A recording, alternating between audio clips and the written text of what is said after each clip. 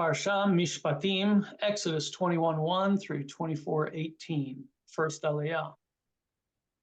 These are the rules that you shall set before them. When you acquire a Hebrew slave, that person shall serve 6 years and shall go free in the 7th year without payment. If a male slave came single, he shall leave single. If he had a wife, his wife shall leave with him. If his master gave him a wife, and she has borne him children, the wife and her children shall belong to the master, and he shall leave alone. But if the slave declares, I love my master and my wife and children, I do not wish to go free, his master shall take him before God. He shall be brought to the door or the doorpost, and his master shall pierce his ear with an awl, and he shall then remain his master's slave for life. When a parent sells a daughter as a slave, she shall not go free, as other slaves do. If she proves to be displeasing to her master, who designated her for himself, he must let her be redeemed.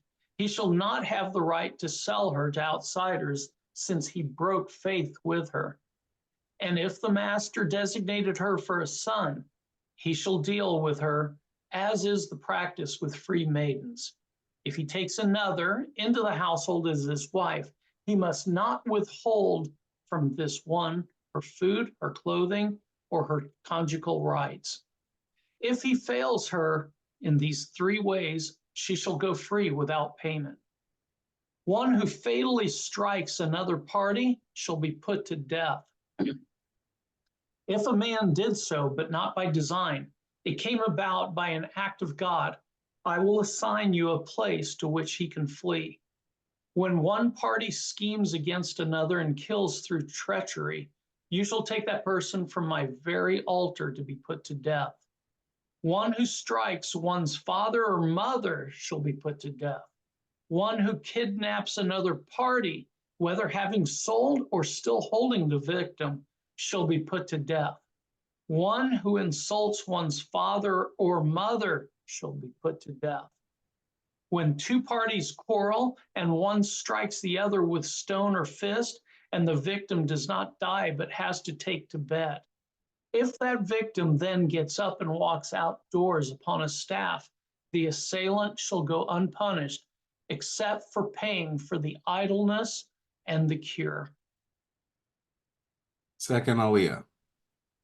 When a slave-owning party strikes a slave, male or female, with a rod, who dies there and then, this must be avenged. But if the victim survives a day or 2, this is not to be avenged, since the one is the other's property. When 2 or more parties fight, and one of them pushes a pregnant woman and a miscarriage results, but no other damages ensue, the one responsible shall be fined according as the woman's husband may exact, the payment to be based on reckoning. But if the other damage ensues, the penalty shall be life for life, eye for eye, tooth for tooth, hand for hand, foot for foot, burn for burn, wound for wound, bruise for bruise. When a slave-owning party strikes the eye of a slave, male or female, and destroys it, that person shall let the slave go free on account of the eye. If the owner knocks out the tooth of a slave, male or female, that person shall let the slave go free on account of the tooth. When an ox gores a man or a woman to death, the ox shall be stoned and its flesh shall not be eaten, but the owner of the ox is not to be punished. If, however, the ox has been in the habit of goring, and its owner, though warned, has failed to guard it, and it kills a man or woman, the ox shall be stoned, and its owner too shall be put to death. If ransom is imposed, the owner must pay whatever is imposed to redeem the owner's own life. So too, if it gores a minor, male or female, its owner shall be dealt with according to the same rule. But if the ox gores a slave, male or female, its owner shall pay 30 shekels of silver to the master, and the ox shall be stoned. When any party opens a pit, or when any party digs a pit and does not cover it, and an ox or ass falls into it, the one responsible for the pit must take restitution, paying the price to the owner, but keeping the dead animal. When any party's ox injures a neighbor's ox and it dies, they shall sell the live ox and divide its price.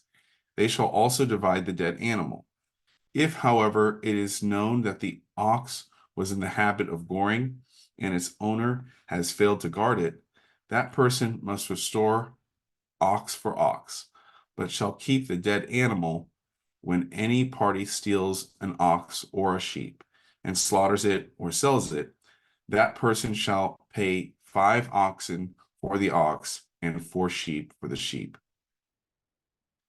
If the thief is seized while tunneling and beaten to death, there is no blood guilt in that case. If the sun has already risen, there is blood guilt in that case. The thief must make restitution, and if lacking the means, shall be sold for the theft. But if what was stolen, whether ox or ass or sheep, is found alive and in hand, that person shall pay double. Third aliyah. When any party owns livestock, lets it loose to graze in another's land, and so allows a field or a vineyard to be grazed bare, restitution must be made for the impairment of that field or vineyard. When a fire is started and spreads to thorns so that stacked, standing, or growing grain is consumed, the one who started the fire must make restitution. When any party gives money or goods to another for safekeeping, and they are stolen from that other party's house, if caught, the thief shall pay double. If the thief is not caught, the owner of the house shall depose before God and deny laying hands on the other's property. In all charges of misappropriation pertaining to an ox, an ass, a sheep, a garment, or any other loss, whereof one party alleges this is it, the case of both parties shall come before God. The one whom God declares guilty shall pay double to the other. When any party gives to another an ass, an ox, a sheep, or any other animal to guard it, and it dies or is injured or is carried off with no witness about, an oath before Hashem shall decide between the two of them that the one has not laid hands on the property of the other. The owner must acquiesce, and no restitution shall be made. But if the animal was stolen from the guardian, restitution shall be made to its owner. If it was torn by beasts, the guardian shall bring it as evidence, not needing to replace what has been torn by beasts. When any party borrows an animal from another, and it dies or is injured, its owner not being with it, restitution must be made. If its owner was with it, no restitution need to be made. But if it was hired, that payment is due. If a man seduces a virgin for whom the bride price has not been paid and lies with her, he must make her his wife by payment of a bride price. If her father refuses to give her to him, he must still weigh out the silver in accordance with the bride price for virgins. You shall not tolerate a sorceress. Whoever lies with a beast shall be put to death. Whoever sacrifices to a god other than Hashem alone shall be proscribed. You shall not wrong or oppress a stranger, for you were strangers in the land of Egypt. You, communal leaders, shall not ill-treat any widow or orphan. If you do mistreat them, I will heed their outcry as soon as they cry out to me, and my anger shall blaze forth, and I will put you to the sword, and your own wives shall become widows, and your children orphans. If you lend money to my people, to the poor among you, do not act towards them as a creditor, exact no interest from them. If you take your neighbor's garment in pledge, you must return it before the sun sets. It is his only available clothing. It is what covers the skin. In what else shall your neighbor sleep? Therefore, if that person cries out to me, I will pay heed, for I am compassionate. Fourth aliyah. You shall not revile God, nor put a curse upon a chieftain among your people. You shall not put off the skimming of the first yield of your vats. You shall give me the male firstborn among your children. You shall do the same with your cattle and your flocks. 7 days the male firstborn shall remain with its mother. On the 8th day you shall give it to me. You shall be only holy people to me. You must not eat flesh torn by beasts in the field. You shall cast it to the dogs. You must not carry false rumors. You shall not join hands with the guilty to act as a malicious witness. You shall neither side with the mighty to do wrong. You shall not give perverse testimony in a dispute so as to pervert it in favor of the mighty. Nor shall you show defense to a poor person in dispute. When you encounter your enemy's ox or ass wandering, you must take it back. When you see the ass of your enemy lying under its burden and would refrain from raising it, you must nevertheless help raise it. 5th Eliah. You shall not subvert the rights of your needy in their disputes. Keep far from a false charge. Do not bring death on those who are innocent and in the right, for I will not acquit the wrongdoer. Do not take bribes, for bribes blind the clear-sighted and upset the pleas of those who are in the right. You shall not oppress a stranger, for you know the feelings of the stranger, having yourselves been strangers in the land of Egypt. 6 years you shall sow your land and gather in its yield, but in the 7th you shall let it rest and lie fallow. Let the needy among your people eat of it, and what they leave, let the wild beasts eat. You shall do the same with your vineyards and your olive groves. 6 days you shall do your work, but on the 7th day you shall cease from labor, in order that your ox and your ass may rest, and that your homeborn slave and the stranger may be refreshed. Be on guard concerning all that I have told you. Make no mention of the names of other gods. They shall not be heard on your lips. 3 times a year you shall hold a festival for me. You shall observe the feast of unleavened bread, eating unleavened bread for 7 days as I have commanded you, set at the time in the month of Abib. For in it you went forth from Egypt, and none shall appear before me empty-handed. And the feast of the harvest, of the first fruits of your work, of what you sow in the field, and the feast of ingathering at the end of the year, when you gather in the results of your work from the field. 3 times a year all your males shall appear before the sovereign Hashem. You shall not offer the blood of my sacrifice with anything leavened, and the fat of my festival offering shall not be left lying until morning. The choice first fruits of your soil you shall bring to the house of your God Hashem. You shall not boil a kid in its mother's milk. 6th Eliah. I am sending a messenger before you to guard you on the way and to bring you to the place that I have made ready. Pay heed to him and obey him. Do not defy him, for he will not pardon your offenses, since my name is in him. But if you obey him and do all that I say, I will be an enemy to your enemies and a foe to your foes. When my messenger goes before you and brings you to the Amorites, the Hittites, the Perizzites, the Canaanites, the Hivites, and the Jebusites, and I annihilate them, you shall not bow down to their gods in worship or follow their practices, but shall tear them down and smash their pillars to bits.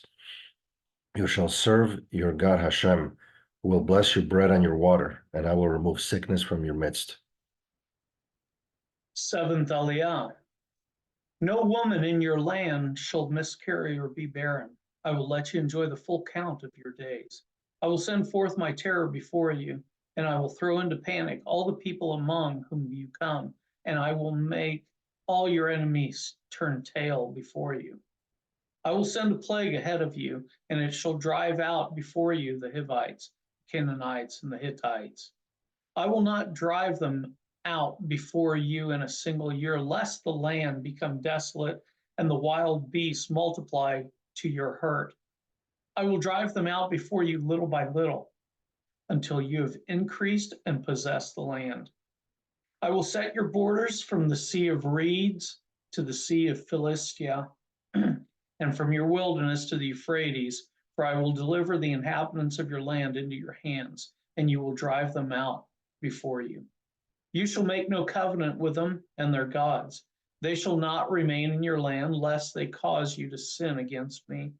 For you will serve their gods, and it will prove a snare to you. When God said to Moses, "Come up to God with Aaron, Nadab, and Abihu, and 70 elders of Israel, and bow low from afar. Moses alone shall come near God, but the others shall not come near, nor shall the people come up with him." Moses went and repeated to the people all the commands of God and all the rules. And all the people answered with one voice, saying, "All the things that God has commanded, we will do." Moses then wrote down all the commands of God. Early in the morning, he set up an altar at the foot of the mountain with 12 pillars for the 12 tribes of Israel.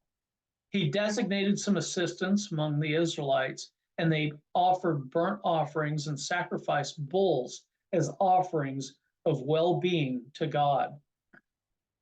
Moses took one part of the blood and put it in the basins, and the other part of the blood he dashed against the altar. Then he took the record of the covenant and read it out loud to the people. And they said, "All that God has spoken, we will faithfully do." Moses took the blood and dashed it on the people and said, "This is the blood of the covenant that God now makes with you concerning all these commands." Then Moses and Aaron, Nadab and Abihu, and the 70 elders of Israel ascended, and they saw the God of Israel, under whose feet was the likeness of a pavement of sapphire, like the very sky for purity. Yet God did not raise a hand against the leaders of the Israelites. They beheld God, and they ate and drank. God said to Moses, "Come up to me on the mountain and wait there, and I will give you the stone tablets with the teachings and the commandments which I have inscribed to instruct them." So Moses and his attendant Joshua arose, and Moses ascended the mountain of God. To the elders he had said, "Wait here for us until we return to you. You have Aaron and Hur with you. Let anyone who has a legal matter approach them." When Moses had ascended the mountain, the cloud covered the mountain. The presence of God abode on Mount Sinai, and the cloud hid it for 6 days. On the 7th day, God called to Moses from the midst of the cloud. Now the presence of God appeared in the sight of the Israelites as a consuming fire on the top of the mountain. Moses went inside the cloud and ascended the mountain, and Moses remained on the mountain 40 days and 40 nights.